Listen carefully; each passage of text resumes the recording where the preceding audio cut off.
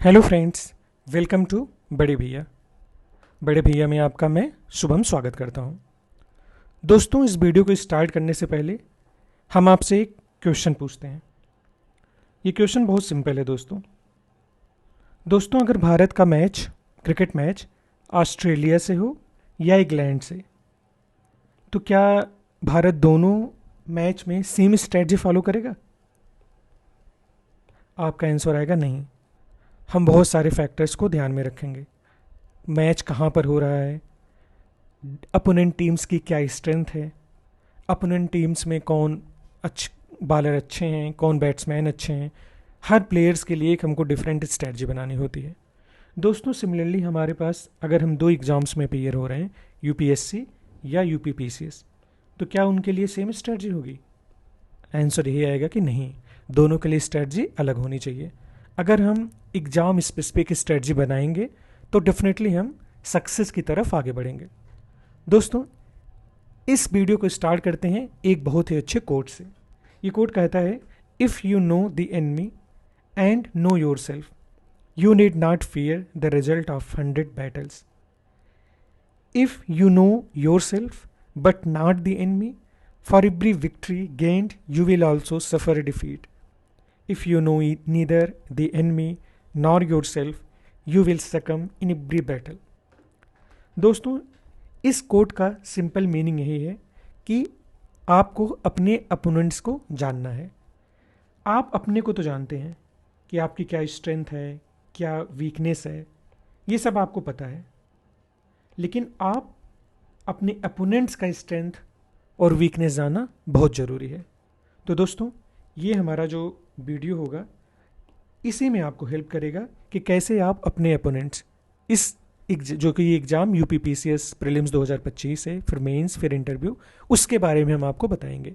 और जब आप अपोनेंट्स को जान जाएंगे तो आप एक उसके लिए स्पेसिफिक स्ट्रेटजी बना पाएंगे। अगर आप स्ट्रेटजी बना पाएंगे तो डेफिनेटली आपको रिजल्ट की चिंता नहीं करनी चाहिए। बस यही हमारे इस वीडियो का मतलब है। दोस्तों, इस वीडियो में हम आपको हर स्टेज के बारे में कंप्लीट जानकारी देंगे। साथ ही साथ एग्ज़ाम कौन कंडक्ट कराता है, डिफरेंट पोस्ट्स, उसके बाद प्रीलिम्स जो कि सबसे पहला स्टेज होता है, इसके लिए क्या कंप्लीट स्ट्रेटजी होनी चाहिए, ये हम आपको बताएंगे। ऑल्दो दोस्तों, अभी मैं आपको बताना चाहूँगा कि इस वीडियो में हम कोई सब्जेक्ट स्पेसिफिक स्ट्रेटजी आपको नहीं बताएंगे। सब्जेक्ट स्पेसिफिक स्ट्रेटजी हमारे टेलीग्राम चैनल और हमारे यूट्यूब चैनल पर आपको एक कंप्रहेंसिव तरीके से प्रोवाइड की जाएगी। तो आप सब्जेक्ट स्पेसिफिक स्ट्रेटजी उन वीडियोज़ के थ्रू देख सकते हैं। इस वीडियो में हम आपको एक कंप्लीट जानकारी देंगे जिससे कि आप अपने अपोनेंट को अच्छे से जान सकें। तो दोस्तों, शुरू करते हैं। तो दोस्तों, सबसे पहला जो क्वेश्चन है कि व्हाट्स यूपीएस पीसीएस, यही आप पूछेंगे हमसे। तो इसमें सबसे पहले हम आपको बता दें कि ये जो भी स्टेट पब्लिक सर्विस कमीशंस होते हैं, वो सबऑर्डिनेट सर्विसेज के लिए जो स्टेट में अपॉइंट किए जाते हैं उसको वो कंडक्ट कराते हैं। तो इसमें जो डिफरेंट जॉब्स होते हैं, जॉब प्रोफाइल जो है दोस्तों, SDM, DSP, BDO, tehsildar, tax officers, welfare officers, ARTO, ये सब जो डिफरेंट पोस्ट्स हैं हमारे यूपी पीसीएस का जो पीसीएस एग्ज़ाम होता है उसके थ्रू आपको मिलते हैं। दोस्तों, ये जो पोस्ट होते हैं ये पावर पैक्ड कैरियर आपको प्रोवाइड करते हैं जिसके थ्रू आप सोशल इम्पैक्ट ला सकते हैं। साथ ही साथ आपको जॉब सिक्योरिटी और डिफरेंट पर्क्स मिलते हैं। और साथ में इस एग्ज़ाम के थ्रू आपको वो रिस्पेक्ट मिलता है जो और कहीं नहीं मिल सकता। तो दोस्तों, यूपी पीसीएस जो कि Uttar Pradesh provincial civil services है, ये यूपी पीसीएस के द्वारा कराया जाता है और इसके थ्रू हम ग्रुप ए और बी ऑफिसर्स को रिक्रूट करते हैं। तो दोस्तों, ये बेसिक आइडिया है यूपी पीसीएस और उसके द्वारा जो एग्ज़ाम हम जिसमें अपीयर होने जा रहे हैं यूपी पीसीएस एग्ज़ाम का। अब हम आते हैं बेसिक इन्फो जानने के लिए कि एज लिमिट्स क्या हैं। तो दोस्तों, आप जैसे ही 21 ईयर्स के होंगे आप इस एग्ज़ाम में अपीयर हो सकते हैं। और आपका जो अपर लिमिट है वो 40 ईयर्स होता है जनरल के लिए। रिजर्व कैटेगरीज के लिए डिफरेंट बेनिफिट्स होते हैं, वो आप जो एडवर्टीजमेंट निकलता है वहाँ से कंप्लीट जानकारी ले सकते हैं।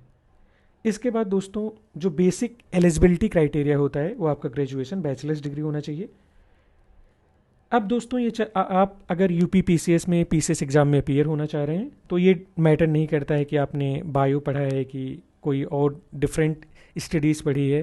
केवल आपको किसी भी एक यूजीसी रिकग्नाइज्ड इंस्टीट्यूट से बैचलर्स की डिग्री आपके पास होनी चाहिए, बस ये आपके लिए ज़रूरी है। अब दोस्तों जहाँ से हमारा सबसे मेन इंपॉर्टेंस की चीज़ें शुरू होती हैं वो है एग्ज़ाम का स्ट्रक्चर और पैटर्न। दोस्तों यूपी पीसीएस के पीसीएस एग्ज़ाम में 3 स्टेजेस होते हैं, प्रीलिम्स, मेंस और इंटरव्यू। प्रीलिम्स दोस्तों सबसे इंपॉर्टेंट होता है, इसीलिए इसको हम बोल रहे हैं गेट कीपर। गेट कीपर का मतलब दोस्तों ये है, यही दरवाज़ा खोलेगा कि आप मेंस में जाएंगे और मेंस से फिर इंटरव्यू में जाएंगे। और सबसे बड़ी चीज़, इसमें 95% से ज़्यादा स्टूडेंट्स बाहर हो जाते हैं। तो दोस्तों इसलिए prelims is the very important stage in this whole process. तो इसमें हमारे 2 पेपर्स होते हैं, पेपर 1 और पेपर 2। पेपर 2 हमारा सी सेट होता है जो कि क्वालिफाइंग इन नेचर होता है, और पेपर 1 के थ्रू हम स्टूडेंट्स को सेलेक्ट करते हैं मेंस के लिए। दोस्तों उसके बाद मेंस एग्ज़ाम होता है और फिर इंटरव्यू होते हैं। दोस्तों मेंस और इंटरव्यू इन दोनों का मार्क्स जोड़ के फाइनल मेरिट प्रिपेयर की जाती है। प्रीलिम्स के बेसिस पे केवल हम मेंस के लिए स्टूडेंट सेलेक्ट करते हैं, और उसमें भी पेपर 2 हमारा क्वालिफाइंग होता है। पेपर 1 जो जनरल स्टडीज़ का होता है उसमें history, polity, geography, economics, environment और करंट अफेयर्स पूछे जाते हैं। मेंस में इससे जनरल हिंदी, जनरल स्टडीज़ के 4 पेपर्स होते हैं। ऑप्शनल सब्जेक्ट्स में जो यूपी स्पेशल पेपर 5 और पेपर 6 है वो पूछा जाता है। उसके बाद दोस्तों इंटरव्यू होता है जो कि 100 मार्क्स का होता है। अब दोस्तों आते हैं गेट कीपर के बारे में जानने के लिए, जो कि हमारा प्रीलिम्स स्टेज है। तो दोस्तों प्रीलिम्स जो होता है इसमें हमने आपको पहले ही बताया, मोर देन 90%, अराउंड 95% जो है स्टूडेंट्स इसमें एलिमिनेट हो जाते हैं, बाहर हो जाते हैं। 2 पेपर्स होते हैं, GS1 और GS2 का। अब दोस्तों आपको कितने क्वेश्चंस होते हैं प्रीलिम्स के GS1 पेपर में? 150 क्वेश्चंस। GS पेपर 2 में 100 क्वेश्चंस। जो हर क्वेश्चंस का जो मार्क होता है 1.33 होता है। गलत आप करेंगे तो 0.44 की पेनाल्टी आपको लगेगी, और ये इससे आपकी मेरिट डिसाइड की जाती है। जबकि जो पेपर 2 हमारा होता है उसमें 100 ही क्वेश्चंस होते हैं, हर क्वेश्चंस 2 मार्क्स का होता है। गलत करने पे आपको 0.67 की पेनाल्टी लगेगी, और क्वालिफाइंग इन नेचर होता है। अगर आप 33% मार्क्स पेपर 2 में अचीव किए कर लिए हैं तो आप इस पेपर को क्वालिफाई कर लिए हैं। अब दोस्तों आते हैं मेंस। मेंस सबसे इंपॉर्टेंट स्टेज होता है। जितने बच्चे प्रीलिम से सेलेक्ट होकर आते हैं वो मेंस देते हैं। अब दोस्तों मेंस का जो टोटल मार्क्स है, टोटल 8 पेपर्स होते हैं, और सभी 8 पेपर कंपलसरी नेचर होते हैं। 8 पेपर्स कन्वेंशनल होते हैं, और हिंदी और इससे 150 मार्क्स के होते हैं। बाकी जितने पेपर्स हैं सभी 200 मार्क्स के होते हैं। तो दोस्तों ये स्टेज सबसे इंपॉर्टेंट होता है। अब दोस्तों इसका जो ऑफिशियल मेन सिलेबस है वो हमारे टेलीग्राम चैनल पे पोस्ट किया गया है, वहाँ से जाके आप कंप्लीट इसके सिलेबस को पढ़ सकते हैं। अब दोस्तों जो मोक्ष द्वार है, जहाँ से आपका अंतिम चयन होगा, वो है इंटरव्यू। अब दोस्तों ये 100 मार्क्स का होता है, बट 100 मार्क्स बहुत इंपॉर्टेंट होता है। इसके थ्रू आपकी रैंक और आपको कौन सा पोस्ट मिलेगा ये डिसाइड होता है। तो ये स्टेज ऐसा नहीं कि केवल 100 मार्क्स के होने के कारण इसकी इंपॉर्टेंस कम है, ये उतना ही इंपॉर्टेंट है जितना मेंस स्टेज है। ऑल्दो मेंस में आप अगर अच्छा मार्क्स अचीव कर लेंगे तो डेफिनेटली आपके लिए अच्छा ये होगा कि आप मेंस इंटरव्यू का जो स्कोर है उस पर कम डिपेंडेंट रहेंगे। अब दोस्तों आते हैं स्ट्रेटजी फॉर प्रीलिम्स। दोस्तों हम पहले ही आपको बता चुके हैं कि प्रीलिम्स के लिए जो सब्जेक्ट स्पेसिफिक स्ट्रेटजी है वो हम आपको अलग अलग वीडियोस से प्रोवाइड करेंगे। इस वीडियो में हम आपको एक रफ आइडिया सभी सब्जेक्ट्स का देंगे। दोस्तों प्रीलिम्स को अगर क्वालिफाई करना है तो उसके लिए क्या स्ट्रैटेजी होनी चाहिए? तो प्रीलिम्स के लिए दोस्तों आपको strong base in polity, history and geography चाहिए। मतलब दोस्तों कहने का मतलब ये है, जो स्टैटिक सब्जेक्ट्स हैं उसमें आपकी पकड़ बहुत मजबूत होनी चाहिए। यहाँ तक कि वो जो स्टूडेंट्स, जो एस्पायरेंट्स हर साल इस एग्ज़ाम को क्लियर करते हैं, वो स्टैटिक सब्जेक्ट्स में सदैव अच्छा स्कोर करते हैं। तो दोस्तों जो मेरा एक्सपीरियंस है, और हम अपने जो मेंटर्स और जो स्टूडेंट्स कई बार इस एग्ज़ाम को निकाल चुके हैं, उन सब का एक जो कन्वर्जिंग पॉइंट है, जहाँ पे सबका मत समान है, वो यही है कि स्टैटिक सब्जेक्ट जिसका स्ट्रांग होता है वो चाहे यूपीएससी हो चाहे यूपीपीसीएस हो, उसका प्रीलिम्स उनसे नहीं रुकता है। तो इसलिए polity, history, geography, economics, environment, ऐसे सब्जेक्ट्स जो सदैव जिनका नेचर लगभग समान रहता है, वो आपके मुट्ठी में होना चाहिए। उसके बाद दोस्तों, revise high wait subjects repeatedly. दोस्तों ये सब आपको जो सब्जेक्ट वाइज हम स्ट्रेटजी वीडियो बना रहे हैं उसमें प्रोवाइड किया जाएगा कि कौन से हॉट टॉपिक्स हैं सभी सब्जेक्ट्स में, तो वो आप ज़रूर देखिएगा, वहाँ से आपको इसका आइडिया लगेगा। उसके अलावा पीवाईक्यूज़ को सॉल्व करना मस्ट है। पीवाईक्यूज़ ही दोस्तों हमको बताते हैं क्या पढ़ना है और कैसे पढ़ना है। इसके अलावा मॉक टेस्ट आपको देने चाहिए। मॉक टेस्ट से टाइम मैनेजमेंट सीखते हैं आप। उसके बाद पैटर्न बहुत सारे रिपीट्स होते हैं, उनको आपको डिकोड करना होगा। ये जो दोस्तों हमने लिखा है पैटर्न रिपीट्स, ये आपको पीवाईक्यूज़ के थ्रू पता चलेगा कौन से पैटर्न रिपीट्स होते हैं, किन टाइप्स के क्वेश्चंस रिपीट होते हैं। ये सब हम आपको स्ट्रेटजी सब्जेक्ट वाइज जो स्ट्रेटजी वीडियो है उसमें हम बताएंगे। उसके बाद दोस्तों करेंट अफेयर्स को भी आपको पढ़ना होगा। यूपी स्पेसिफिक जो स्टडी मटेरियल है उस पर भी देखना होगा। यहाँ से लगभग 30% क्वेश्चंस पूछे जाते हैं। उसके बाद आपको डेली न्यूज और साथ में स्टैटिक का एक बैलेंस बना के चलना पड़ेगा। कहीं ऐसा ना हो कि आप स्टैटिक को कम टाइम दें और डेली न्यूज पे ज़्यादा फोकस करें। अब दोस्तों मैंने पहले बता दिया, एग्ज़ाम निकालने के लिए स्टैटिक ही आपको आपके साथ रहेगा। तो दोस्तों एक बार देखते हैं कि डिफरेंट ईयर्स में कितने क्वेश्चंस कितने सब्जेक्ट से आए हैं। तो दोस्त इससे हमको ये पता चलेगा कि कौन से सब्जेक्ट्स हमारे लिए मोस्ट इंपॉर्टेंट है। अब दोस्तों सबसे पहले अगर हम करंट अफेयर्स को देखें तो दोस्तों करंट अफेयर्स अगर हम क्वेश्चंस देखें तो more than 25 questions each year, तो ये हमारे लिए काफ़ी इंपॉर्टेंट है, हम इसको अवॉइड नहीं कर सकते हैं। इससे हमको दो चीज़ पता चली, इंपॉर्टेंस, साथ में हम इसको अवॉइड नहीं कर सकते हैं। अब दोस्तों हिस्ट्री में आते हैं। दोस्तों हिस्ट्री में 22, 17, 25, 19, 19, 26, 26, मोर देन 25 क्वेश्चंस। अब दोस्तों यहाँ से भी नंबर ऑफ क्वेश्चंस काफ़ी पूछे जा रहे हैं, ऑल्दो इसका सिलेबस काफ़ी बड़ा है। इसका सिलेबस काफ़ी बड़ा है, आपको ancient, medieval, culture, modern India सारी चीज़ें पढ़नी होंगी और इसके बाद आपको 26 क्वेश्चंस का फ़ायदा होगा। अब आते हैं दोस्तों ज्योग्राफी में। ये इंडियन ज्योग्राफी और वर्ल्ड ज्योग्राफी दोनों को मिलाकर है, तो यहाँ से भी आपको लगभग मोर देन 20 क्वेश्चंस एग्जाम में आते हैं। तो ये भी दोस्तों काफ़ी बड़ा सिलेबस है, तो इसको भी आपको बहुत ही स्ट्रेटजी के साथ पढ़ना होगा। ऐसा नहीं कि पहले पेज से लेकर लास्ट पेज तक आप पढ़िए, ये स्ट्रेटजी अब आपके लिए इफेक्टिव नहीं होगी। अब दोस्तों यूपी स्पेशल है। दोस्तों यूपी स्पेशल काफ़ी वेरी करता रहता है, कभी एक क्वेश्चन कभी 3 क्वेश्चन, तो ये आपको बहुत ही लिमिटेड और बहुत ही सिलेक्टिव पढ़ना होगा। दोस्तों ये एनालिसिस से हमको पता यही चलता है कि हमको क्या पढ़ना है क्या नहीं पढ़ना है, किस चीज़ को फोकस करना है, किस चीज़ को अगर टाइम लिमिटेड है तो हम इसको अवॉइड भी कर सकते हैं। अब आते हैं साइंस पे, जनरल साइंस। जनरल साइंस पे भी मोर देन 20 क्वेश्चंस लगभग सालों में पूछा गया है और यहाँ पे भी आपको पता होना चाहिए कौन से टॉपिक्स हैं जो मोस्ट इंपॉर्टेंट है। बायो में कौन से टॉपिक्स, केमिस्ट्री में कौन से टॉपिक, फिजिक्स में कौन से टॉपिक्स, क्योंकि इतने बड़े सिलेबस को आप 2 महीने में आपके लिए बहुत ही डिफिकल्ट होगा, इसलिए स्ट्रेटजी के साथ पढ़ना मस्ट है। इकोनॉमी में भी सेम चीज़ें हैं कि क्वेश्चंस हर साल वेरी करता है, बट अगर आप सेलेक्टिवली और स्ट्रेटजी के साथ पढ़ेंगे तो इकोनॉमिक बहुत ही ज़्यादा डूएबल सब्जेक्ट है और काफ़ी आसान भी है। Polity one of the easiest subject. Recent years में more than 20 questions each year पूछे जाते हैं।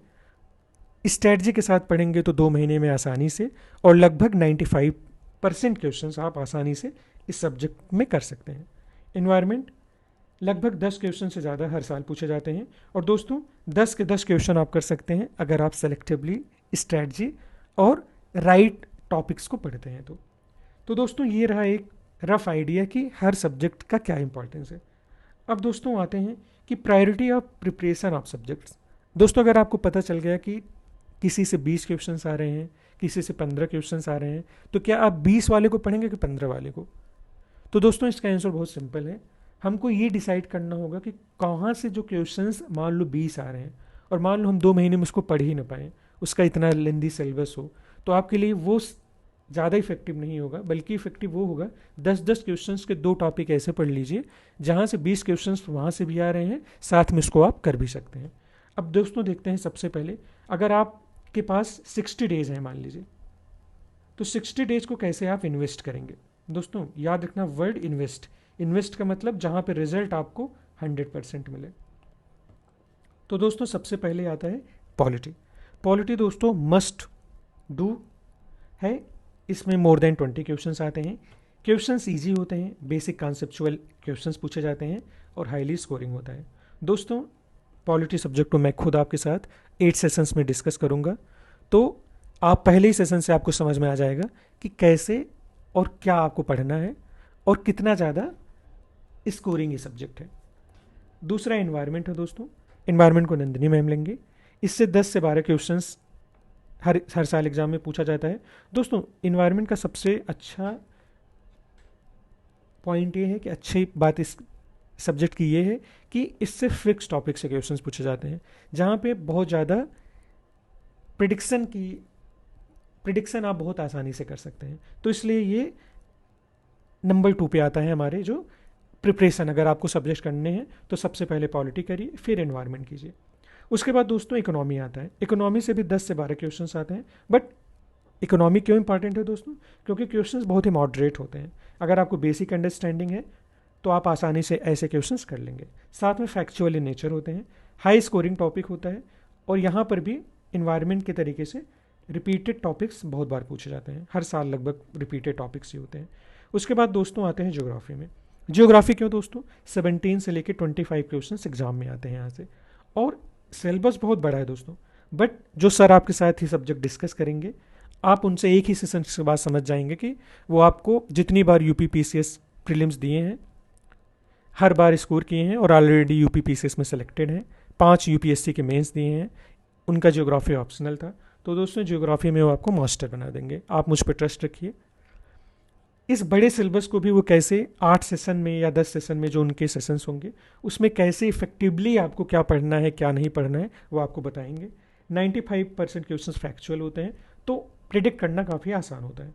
दोस्तों बायोलॉजी 7 से 7-8 क्वेश्चन पूछे जाते हैं, तो यहाँ पे रिपीटेशन ऑफ क्वेश्चन काफ़ी ज़्यादा होता है। तो दोस्तों अगर हम इन 5 सब्जेक्ट को देखें तो यहाँ से लगभग आप मोर देन लगभग 80 क्वेश्चंस आप कर सकते हैं। अब दोस्तों इससे आपको समझना क्या चाहिए, इन सब्जेक्ट से अगर 80 क्वेश्चंस आप कर पा रहे हैं तो 80 क्वेश्चंस दोस्तों में से एटलीस्ट आप 65 से 70 क्वेश्चंस कर सकते हैं, क्योंकि ये स्टैटिक इन नेचर है और आपको 90 to 100 चाहिए नेट क्वेश्चन सही करने के लिए, एग्जाम को क्लियर करने के लिए। तो अगर 70 आप यहाँ से कर ले रहे हैं तो 90 में 20 क्वेश्चंस और चाहिए। तो दोस्तों ये होती है स्मार्ट स्ट्रैटेजी कि आपको कौन से टॉपिक्स मस्ट है करना। अगर यहाँ से आप 70 क्वेश्चन सही, आल्दो आएंगे 80 क्वेश्चंस के राउंड, लेकिन अगर 70 क्वेश्चंस आप यहाँ से सही कर ले रहे हैं तो आसानी से आपको 20 और नेट क्वेश्चन सही करने हैं, और जबकि उसके लिए आपके पास ऑप्शंस कितने हैं 70 क्वेश्चंस का, क्योंकि 80 क्वेश्चंस आपको पूछे जा रहे हैं इन टॉपिक से प्लस 70 और रिमेनिंग है, और यहाँ से आपको केवल 20 क्वेश्चंस और करने हैं नेट क्वेश्चंस। तो इस तरीके से 90 नेट क्वेश्चंस आपके हो जाएंगे, तो आप सेफ स्कोर की लिमिट में आ जाएंगे। अब दोस्तों सबसे ज़्यादा ज़रूरी ये है कि हम आपको बता दें कैसे स्ट्रेटजी है, ये पढ़ना है क्या नहीं पढ़ना है, ये सब ठीक है। बट आपको बहुत सारे कोचिंग इंस्टीट्यूट्स, बहुत सारे जो प्लेटफॉर्म से बता रहे होंगे कि पेपर का पैटर्न बदल रहा है। अब पेपर का पैटर्न बदल रहा है तो हमको बदलते हुए पैटर्न के अकॉर्डिंग डिसाइड करना होगा कि क्या इंपॉर्टेंट है और क्या पढ़ना है। तो दोस्तों इसी चीज़ों को हम बताने के लिए आपको बेसिक एक आइडिया दे रहे हैं। यहाँ इसकी भी आपको डिटेल्ड स्ट्रेटजी हर सब्जेक्ट की, वो हम जो इस सब्जेक्ट वाइज स्ट्रेटजी होगी वहाँ पे डिस्कस करेंगे। तो दोस्तों इस बार जो 2024 का पेपर था उसमें न्यू क्वेश्चंस पैटर्न इंक्रीज हो गए। नए क्वेश्चंस का जो पैटर्न था उसमें नए क्वेश्चंस के पैटर्न क्या इंक्रीज हुए, असर्शन एंड रीजनिंग के दोस्तों 18 क्वेश्चंस आए, क्रोनोलॉजी के 8 क्वेश्चंस आए, स्टेटमेंट बेस्ड क्वेश्चन 27 हो गए। तो दोस्तों इन सब चीज़ों से आपको डरना नहीं है कि ये पैटर्न बदल रहा है। इनसे बस इतनी चीज़ें सीखनी है कि जो हमारे पास नॉलेज होगा उसको पूछने का बस तरीका बदला है। फैक्ट, बेसिक कॉन्सेप्ट पूछे यही जाएंगे, बट इनको इन फॉर्म्स में पूछा जाएगा, इन फॉर्म्स में। तो इससे आपको घबराने की ज़रूरत नहीं है। जिन बच्चों का बेसिक कॉन्सेप्ट क्लियर होता है उनसे किसी भी तरीके से कुछ पूछा जाए वो आसानी से बता लेंगे, लेकिन जिन्होंने सब्जेक्ट को याद किया है, जिन्होंने चीज़ों को समझा नहीं है, उनसे अगर हम ए फॉर्मेट से बी फॉर्मेट में चले जाएंगे तो उनको दिक्कत होगी। लेकिन दोस्तों जो हम 60 डेज़ का आपके साथ एक पावर पैक्ड शेड्यूल ला रहे हैं, जहाँ पे हम हर सब्जेक्ट के डिफरेंट सेशंस के थ्रू आपको इंपॉर्टेंट एरियाज बताएंगे, कैसे पढ़ना है, क्या पढ़ना है, और इंपॉर्टेंट कॉन्सेप्ट डिस्कस करेंगे। वहाँ पे इन सब बातों का ध्यान रखा जाएगा। दोस्तों कुछ हम क्वेश्चंस को देख लेते हैं कि कैसे क्वेश्चंस का पैटर्न बदल रहा है। अब दोस्तों देखो, ये सभी क्वेश्चन 2024 के लिए गए हैं। तो इसमें पहला अगर हम क्वेश्चन देखें करंट अफेयर्स के क्वेश्चन, तो इसमें दे रहा है दोस्तों, write in descending order the following states on the basis of their population as per census 2011। अब दोस्तों यहाँ पे आपको ये जानना जरूरी नहीं है कि केवल Uttar Pradesh most populous state है। आपको एक बेसिक आइडिया भी रहना चाहिए कि क्या कौन से स्टेट्स यूपी से मतलब किन स्टेट्स का पॉपुलेशन कितना है, वो याद करना आपको ज़रूरी नहीं है कि यूपी का पॉपुलेशन सबसे ज़्यादा है। तो इसके साथ आप ये भी समझिए कि बिहार, आंध्र प्रदेश, वेस्ट बंगाल में किन स्टेट्स का क्या ऑर्डर है। अब दोस्तों यहाँ पे याद करने की ज़रूरत नहीं है, यहाँ पे बस ये समझना है कि कौन से स्टेट्स में पॉपुलेशन कितनी है। अगर आपने एक बेसिक जो क्रोनोलॉजी होता है उसको देखे रहेंगे तो आपको इसमें समझने में दिक्कत नहीं होगी। अब फिर दोस्तों यहाँ देखते हैं, current the following events and arrange them in the correct chronological order. अब दोस्तों ये डिफरेंट हमारे गवर्नमेंट स्कीम्स के लॉन्च ईयर्स का क्रोनोलॉजी सेट करना है। तो यहाँ पे अब आप क्या करेंगे कि हर का रटने बैठ जाएंगे, नहीं भाई, बस आप ये देख लीजिए कि 2015 में कौन आया था, या ऐसे कर लीजिए कि 2015 में जितनी स्कीम्स आए थे उनको क्लब कर लीजिए, 2016 में जो आए थे उनको क्लब कर लीजिए। तो इससे क्या होगा दोस्तों, आपको ऑर्डर क्रोनोलॉजी सेट करने में काफ़ी मदद मिलेगा। फिर इसी तरीके से अगर हम दोस्तों इन्वायरमेंट का देखें, तो इन्वायरमेंट में आप देखिए कि which of the following reasons caused catastrophic coral bleaching and mass coral deaths in the Andaman and Nicobar island. देखो दोस्तों, यहाँ पर भी बेसिक अगर कॉन्सेप्ट आपका क्लियर है तो आसानी से इस प्रॉब्लम को कर पाएंगे। लेकिन देखो ये फैक्ट बेस्ड क्वेश्चन नहीं है, यहाँ पे लगभग सिमिलर ऑप्शंस दिए हुए हैं, तो चीज़ों को आपको समझना होगा। सेम इसी तरीके से इकोलॉजिकल नीचे इसका पूछा गया है, what is not, which statement is not true. तो यहाँ पर भी बेसिक कॉन्सेप्ट का क्वेश्चन पूछा गया है। तो मेरा इन क्वेश्चंस को बताने का मतलब ये है कि आपको फैक्ट के अलावा कॉन्सेप्ट्स पे भी फोकस करना है। सिमिलरली अगर हम दोस्तों पॉलिटी में देखें, पॉलिटी में भी आर्टिकल 153 का डायरेक्ट क्वेश्चन नहीं पूछा गया है, इससे रिलेटेड असर्शन और रीजन दिया गया है, उससे इस क्वेश्चन को लिंक किया जा रहा है। तो यहाँ पे भी बेसिक कॉन्सेप्ट का क्वेश्चन। फिर इसी तरीके से यूपीएससी डेराइव्ड टेस्ट फंक्शन, ये नहीं पूछा गया कि UPSC which of the following bodies are constitutional bodies, ये नहीं। यूपीएससी एक कॉन्स्टिट्यूशनल बॉडी है, सभी जानते हैं, साथ में दे दिए कहाँ से अपने पावर को डिराइव करते हैं, functions, derives its function from which of the following sources. तो ये भी एक जनरल क्वेश्चन है, कॉन्सेप्चुअल क्वेश्चन है। कॉन्सेप्चुअल इसलिए है कि इसमें बहुत सारे लड़के सोचेंगे कॉन्स्टिट्यूशनल बॉडी है तो कॉन्स्टिट्यूशन से केवल करेगा, वनली वन मार देंगे, नहीं। इसके लिए बहुत सारे एक्ट्स भी बनाए गए होंगे, बहुत सारे एग्जीक्यूटिव रूल्स एंड ऑर्डर्स भी होंगे, और कुछ कन्वेंशंस भी होंगे। तो इस तरीके से इसका आंसर 1 2 3 4 हो जाएगा। इसी तरीके से दोस्तों इकोनॉमी में भी असर्शन और रीजन, ये जहाँ असर्शन और रीजन आएगा वहाँ पे कॉन्सेप्ट को चेक किया जाएगा। तो बेसिक कॉन्सेप्ट है, तो ये भी आप देख सकते हैं कि हमारा जो फोकस है एग्जाम का वो टुवर्ड्स फैक्ट और डेटा के साथ साथ हम कॉन्सेप्ट्स की तरफ बढ़ रहे हैं। इसी तरीके से दोस्तों जियोग्राफी में भी रिलेटिव ह्यूमिडिटी का कॉन्सेप्ट पूछा जा रहा है आपसे। रिलेटिव ह्यूमिडिटी और एब्सोल्यूट ह्यूमिडिटी में क्या डिफरेंस है, ये आपको पता होना चाहिए। फिर इसी तरीके से कंपैरिजन कराया जा रहा है कि इन कंपैरिजन टू यूएस से China and Japan, India has the highest geographical area under cultivation. India's location in tropical monsoon region helps diversified cropping all through the year. देखो एक बेसिक आइडिया है, basic concept अगर आपका clear है तो आसानी से इस प्रॉब्लम को आप कर पाएंगे। तो दोस्तों इसी तरीके से एक एप्टीट्यूड का भी क्वेश्चन GS1 में पूछा गया कि scientific investigation depends on commitment to practical ideals, honesty is the particularly important in science. तो दोस्तों इससे दिखाने का मतलब ये है कि आपको एक एनालिटिकल एप्टीट्यूड डेवलप करना होगा। अगर आपका एनालिटिकल एप्टीट्यूड अच्छा है तो आपके लिए ये पेपर बहुत आसान होगा।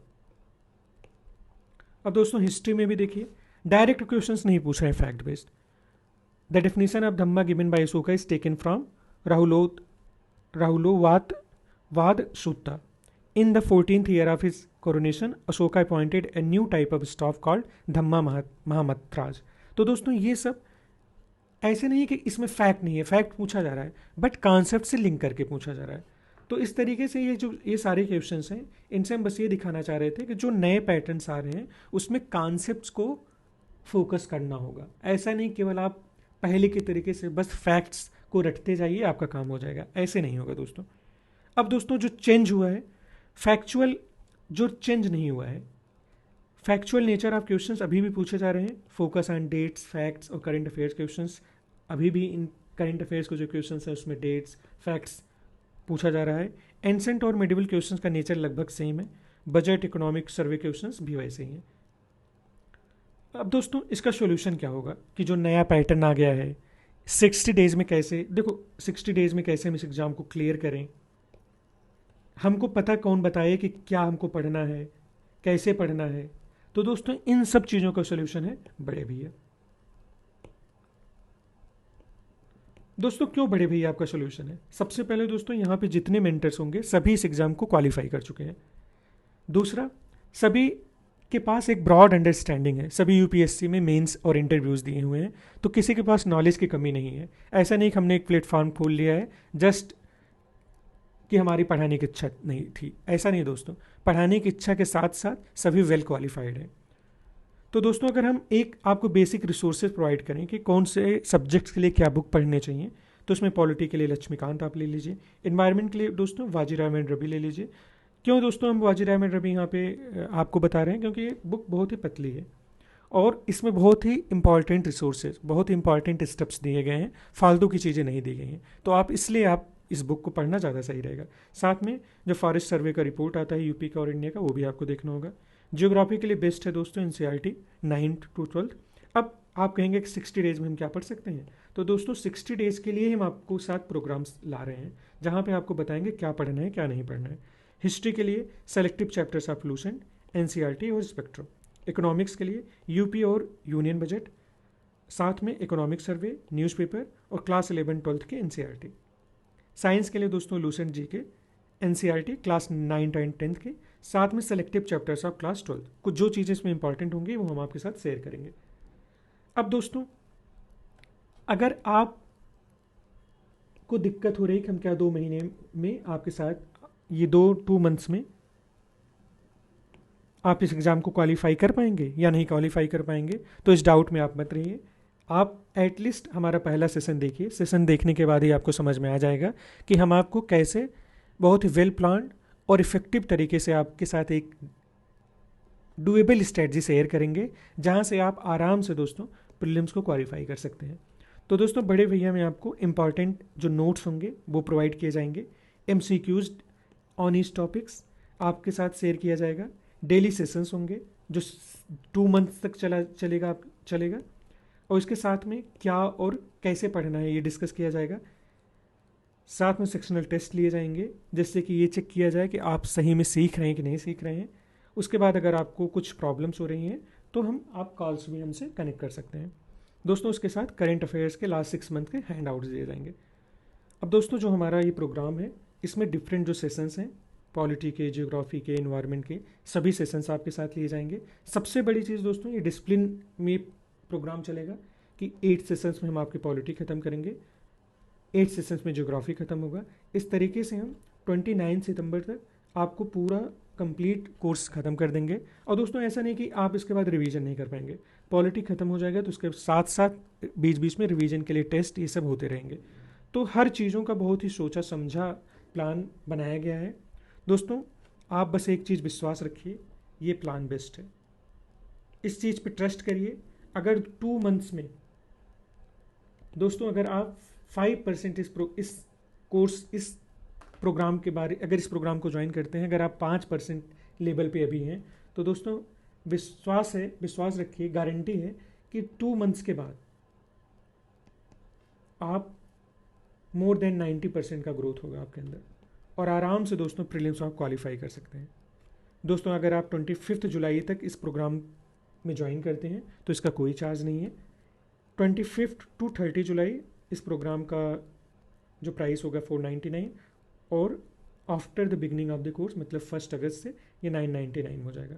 हम 25 जुलाई तक इसलिए कोर्स को फ्री किए हैं जिससे कि आप समझ पाएँ कि जो ऐसे स्टूडेंट जो हमारे ऊपर ट्रस्ट रखेंगे हम उनसे कोई चार्ज नहीं लेने जा रहे हैं।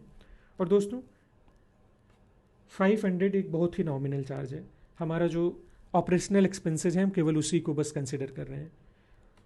हम बस आपको ये दिखाना चाह रहे हैं कि 2 मंथ्स के अंदर कैसे हम यूपीपीसीएस प्रीलिम्स को आसानी से क्लियर कर सकते हैं। तो थैंक यू दोस्तों। आप हमारे इन टेलीग्राम्स आईडी पे जाके और यूट्यूब आईडी पे जाके हमारे प्रोग्राम को ज्वाइन कर सकते हैं और कनेक्ट भी कर सकते हैं। Thank you.